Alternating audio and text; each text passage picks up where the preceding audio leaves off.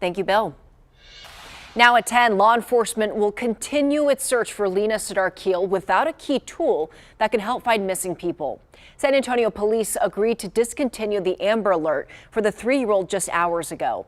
Eyewitness News reporter Matt Houston spoke with the local law enforcement, with a law enforcement expert about why police might have done this.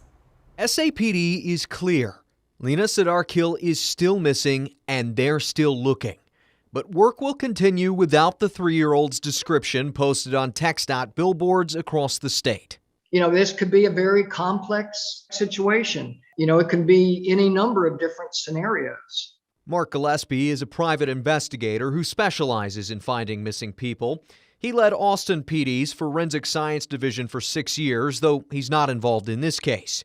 To him, I think that law enforcement has enough information that they're working with to determine that they don't need the public's help anymore in gathering information, possibly, or it's not as urgent as it was when it was issued. He says the move should not indicate good or bad news, and it certainly doesn't mean law enforcement will now take the investigation lightly. Just because it's discontinued is not meant to mean that the investigation is over, that they're pulling their resources back in, because I know they're not. Gillespie says you should not relax either. Don't assume law enforcement can now do without your help. SAPD still wants anyone with information about Lina to contact Crime Stoppers or the Missing Persons Unit.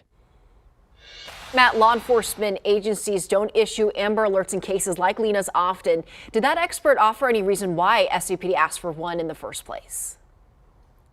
Yeah, Sharon, Amber Alerts are generally issued for abducted children. And remember, SAPD says it doesn't have enough to call this an abduction. They don't have a suspect, nor do they have much information about the circumstances of Lina's disappearance. So to your point, yes, this is an unusual time for an Amber Alert. But Gillespie says that's an indication of just the level of urgency around this entire case and just how dire the situation might have been. So then discontinuing the Amber Alert, to him, well, it sounds like that degree of urgency has changed. We just don't know why. I'm Matt Houston, KENS 5 Eyewitness News.